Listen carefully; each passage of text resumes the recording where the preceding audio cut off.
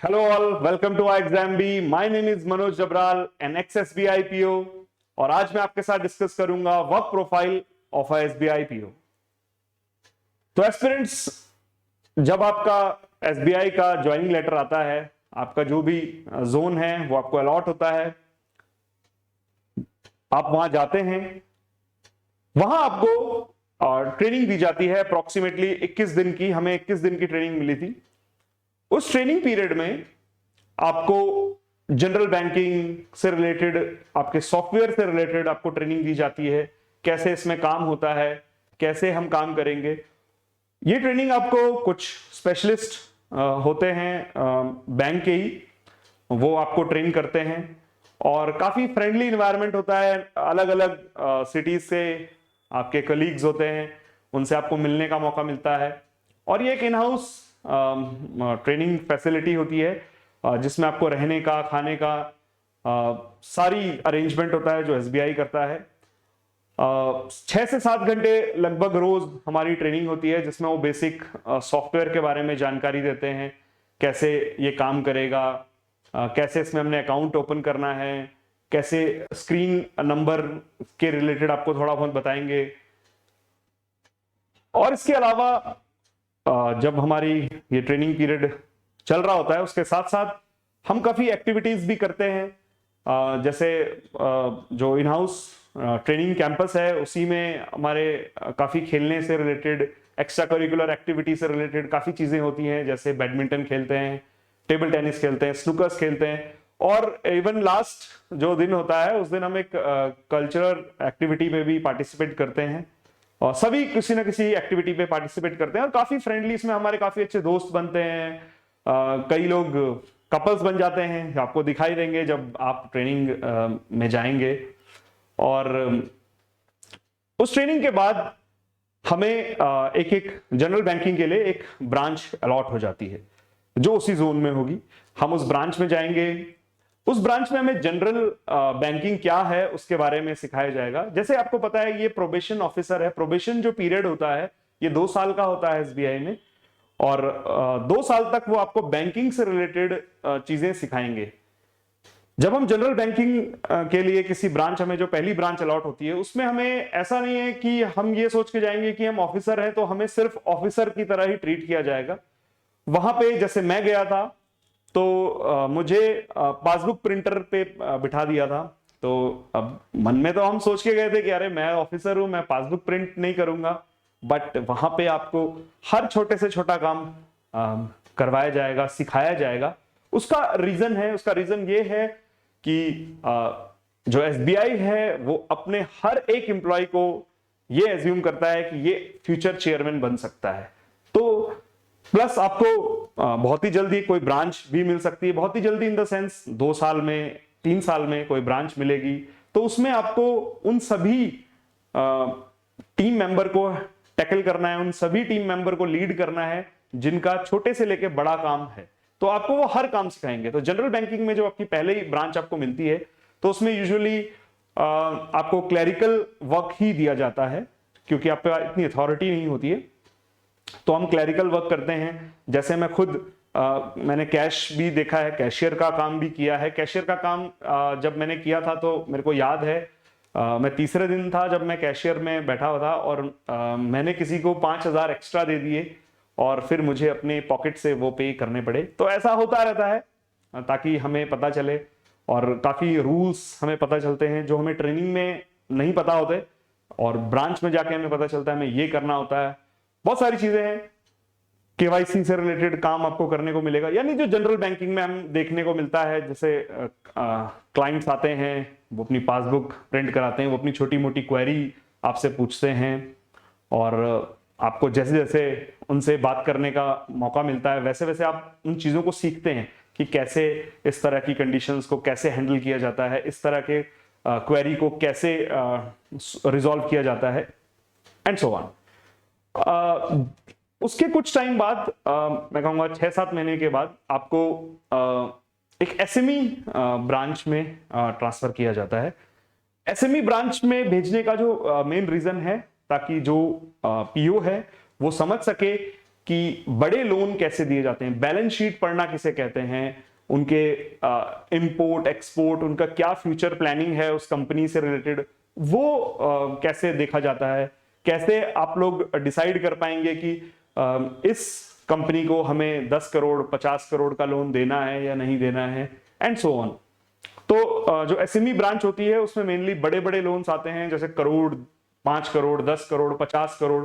मैंने खुद एक 50 करोड़ का जब मेरी एसएमई ट्रेनिंग हो रही थी तो तब मैंने 50 करोड़ का काम कैसे होता है, कैसे हम उसमें छोटी छोटी बातें जो हम यूजुअली अवॉइड कर देते हैं, कैसे हमें देखना होता है, कैसे बैलेंस शीट चेक करनी होती है, इसके रिगार्डिंग हमको एक काइंड ऑफ ट्रेनिंग मिलती है और हम उसे देखते हैं कि कैसे ये काम किया जाता है। उसके बाद हमें एक रूरल ब्रांच दी जाती है। अब रूरल ब्रांच में मेनली हम लोग किसान क्रेडिट कार्ड से रिलेटेड काम देखते हैं। केसीसी जिसे कहते हैं, गवर्नमेंट की एक वेल नोन स्कीम है और उसके रिगार्डिंग हम देखते हैं कि कैसे केसीसी हम फार्मर्स को दे सकते हैं, कैसे उनकी हम हेल्प कर सकते हैं एज अ बैंकर, ताकि हमारे जो फार्मर्स हैं वो भी हमारे सिस्टम से जुड़ सकें। और जब आप रूरल ब्रांच में जाओगे तो एक चीज जो मुझे सबसे अच्छी लगी रूरल ब्रांच की, कि वहां के जो लोग होते हैं वो काफी रिस्पेक्ट आपको देते हैं, जो गांव के लोग होते हैं, और भी बहुत कुछ आपको सीखने को मिलता है, स्पेशली रूरल ब्रांच में।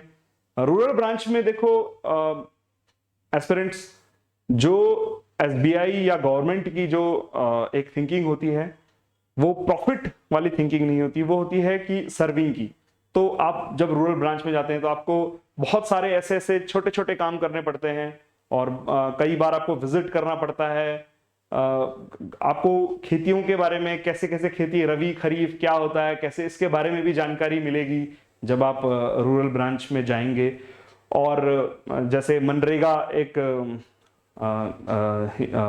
योजना है, आप लोगों ने पढ़ा भी होगा इसके बारे में।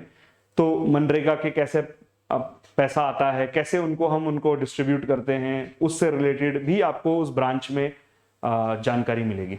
तो ओवरऑल 2 साल में एसबीआई क्या कर चाहता है कि जो भी उसका पीओ है वो 2 साल में एसबीआई का एक वर्क कल्चर समझ सके, बहुत अच्छे से समझ सके। और सिर्फ वो ऐसा नहीं है कि आपको सिर्फ पढ़ा दिया, वो आपको अच्छे से एक एक चीज में प्रैक्टिकली आपको इन्वॉल्व करेंगे और फिर आप उससे एक बहुत अच्छी लर्निंग ले सकोगे कि कैसे हमें बड़े लोन देखने हैं, कैसे हमें जनरल बैंकिंग देखनी है, कैसे हमें केसीसी देखना है। अब ये सब जो एसबीआई आपको 2 साल में सिखाती है वो इसलिए करती है ताकि आने वाले टाइम पे, जैसे आपका जब ये 2 साल का पीरियड पूरा हो जाता है तो मेनली तब आप जाके वैसे आप देखो जो पीओ होता है वो ऐसा कोई ऐसा वर्ड नहीं है। PO is a probation officer, पर आपकी जो पोस्ट होगी वो काइंड ऑफ स्केल 1 होगी, आप स्केल 1 ऑफिसर होंगे। जो बैंक होता है उसमें जैसे जैसे स्केल बढ़ते हैं वैसे वैसे आपकी सैलरी बढ़ती है, सैलरी का स्केल होता है। तो जब आप पीओ ज्वाइन करेंगे तो आप अपने सीनियर से यही पूछेंगे कि आप कौन से स्केल पे हो। हम लोग ज्यादातर देखते हैं जैसे ब्रांच मैनेजर है, तो ब्रांच मैनेजर का मतलब ये नहीं है कि हर कोई ब्रांच मैनेजर इक्वल है। ब्रांच मैनेजर उसके स्केल पे डिपेंड करेगा। अगर वो स्केल 2 ब्रांच ऑफिसर है या स्केल 3 ब्रांच मैनेजर है या स्केल 4 ब्रांच मैनेजर है, स्केल 4 ब्रांच मैनेजर भी मिलेंगे, सर्कल मैनेजर भी मिलेंगे। तो जैसे जैसे आपका प्रमोशन होगा वैसे वैसे आपका स्केल बढ़ता जाएगा। और बैंकिंग में स्केल वाइज ही हम एक दूसरे को पूछते हैं कि आप कौन से स्केल के हो, एंड सो ऑन। तो जो उन्होंने 2 साल की आपको ट्रेनिंग दी है, उसके बाद आप किसी ब्रांच में जाएंगे एज असिस्टेंट मैनेजर, या ये भी हो सकता है कि आपको छोटी सी कोई ब्रांच दे दी जाए, ऐसा भी होता है। तो यूजुअली ऐसा कम होता है, लेकिन चांसेस आर देयर कि आपको कोई ब्रांच दे दी जाए।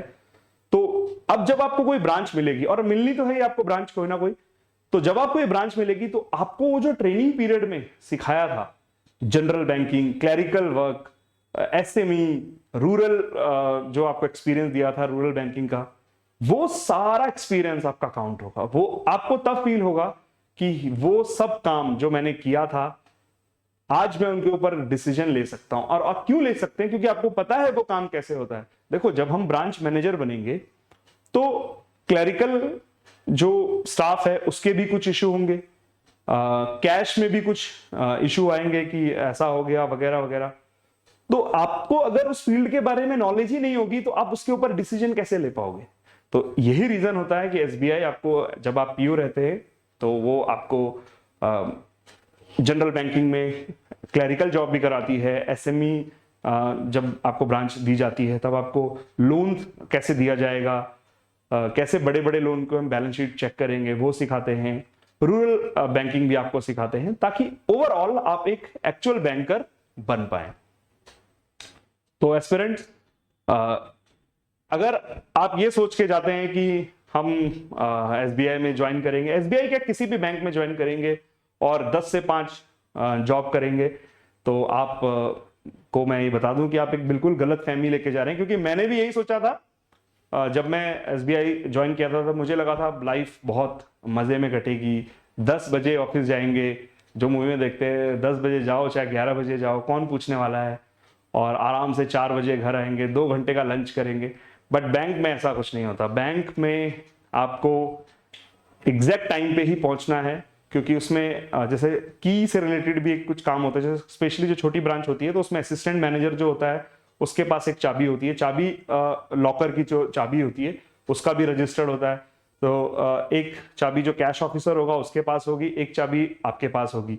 तो जब तक वो दोनों चाबी ओपन नहीं होंगी तब तक लॉकर ओपन नहीं होता, एंड सो ऑन। ऐसी बहुत सारे काम होते हैं बैंक में जिसमें आपको एग्जैक्टली टाइम पे ही जाना होता है। और प्लस ऐसा भी नहीं है कि 5 बजे के बाद हम घर चले जाएंगे। 5 बजे के बाद देखो, हम लोग जब देखते हैं कि भाई सुबह 10 से 4 बैंक खुलता है, उसके बाद बैंक बंद। बैंक बंद नहीं होता, उसके बाद जो पीओ हैं, जो मैनेजर्स हैं, उनका असली काम स्टार्ट होता है। क्योंकि बहुत सारे पेंडिंग काम होते हैं बैंक में, वो करने होते हैं। जैसे आप लोगों को मैं बताना चाहूंगा कि बैंक में एक तरीका होता है किसी भी चीज को करने का। एक मेकर होता है, एक चेकर होता है। मेकर मतलब सपोज करो मैंने कुछ एंट्री करी, मैंने सपोज करो करा कि 2 लाख रुपए किसी के अकाउंट में ट्रांसफर करने, तो जो मैंने एंट्री करी है उसे कोई पास करेगा, कोई पासिंग ऑफिसर होगा वो पास करेगा। बैंक में हर किसी के पास एक पावर होती है, ठीक है। वो पावर, जैसे एक क्लर्क है तो उसके पास 20,000 की पावर है, तो 20,000 रुपए तक का जो ट्रांजेक्शन है कैश का, वो बिना किसी की हेल्प के वो खुद ही एंटर कर देगा और खुद ही वो एग्जीक्यूट भी हो जाएगा। लेकिन जैसे ही 20,000 से ऊपर की कोई ट्रांजेक्शन होगी कैश में, वो उससे जो ज्यादा पावर का होगा उसको ट्रांसफर करेगा। तो वो क्यू एक जनरेट होती है, उसका एक नंबर होता है, उसे हम चेक करते हैं। हम का मतलब जो भी हमारा हायर अथॉरिटी होगा, सपोज करो मैं कुछ एंट्री कर रहा हूं और मेरे पावर से वो ज्यादा पावर रिक्वायर्ड है, उसको मेरी पावर में नहीं है उसे पास कर पाना, तो मेरे जो सीनियर होंगे जिनकी पावर मुझसे ज्यादा होगी वो उस क्यू को चेक करेंगे और उसे पास करेंगे। प्लस उसके साथ साथ मॉर्निंग में जब हम आते हैं तो पूरे दिन का जो भी हमने ट्रांजेक्शन्स की होती है उसकी भी वाउचर वेरिफिकेशन होता है, वो डेली होता है वाउचर वेरिफिकेशन, वो भी करना होता है। अब जैसे जो वाउचर मैंने किए हैं उसको वेरीफाई मैं नहीं कर सकता, उसकी वेरिफिकेशन कोई और करेगा। जैसे मैंने जो वाउचर एंट्री की है उसकी वेरिफिकेशन कोई दूसरा करेगा, दूसरे के वाउचर की वेरिफिकेशन मैं कर दूंगा। तो ये डेली होता है बैंक में। और प्लस जो लोन से रिलेटेड क्वेरीज होती हैं उन्हें यूजुअली जो बैंक होता है वो आफ्टर बैंकिंग आवर्स ही चेक करता है। तो बैंक में आप ये मान के चलो कि मिनिमम आपको 6 से 7 तो बज ही जाएंगे घर जाने में, और कभी 8 भी बजते हैं, 9 भी बजते हैं। ऐसा नहीं है कि मैं 7 बजे बोल दूं तो 7 बजे नहीं। इवन जब मैं मन में सोचता था कि जब मेरे को कोई ब्रांच लीड करने का मौका मिलेगा तो मैं ये सब बंद करूंगा, एग्जैक्टली 6 बजे ब्रांच बंद कर दूंगा, ये मैंने सोचा था। लेकिन जब मुझे एक छोटी सी ब्रांच मिली तो मुझे पता चला कि ऐसा पॉसिबल ही नहीं है, क्योंकि बैंक का काम कभी खत्म नहीं होता। इवन हम 8 बजे भी जाते हैं तो बहुत सारे काम ऐसे होते हैं जो हम कल के लिए पेंडिंग छोड़ देते हैं। अब वो कल के काम ऐसे बढ़ते चले जाते हैं। तो ये एक थोड़ा सा ड्रॉबैक मैं आपको कहूंगा है बैंकिंग का, कि आपको काम तो करना ही पड़ेगा। और काम क्यों ना करें, क्योंकि इतनी हैंडसम सैलरी एसबीआई देता है। इसकी सैलरी से रिलेटेड हम एक वीडियो जरूर बनाएंगे। तो तब तक के लिए subscribe to exam B and thank you very much. और अगर आपके कोई भी क्वेश्चंस हैं तो प्लीज कमेंट सेक्शन में मुझे जरूर बताइए, मैं 100% उसके आंसर करूंगा। Thank you.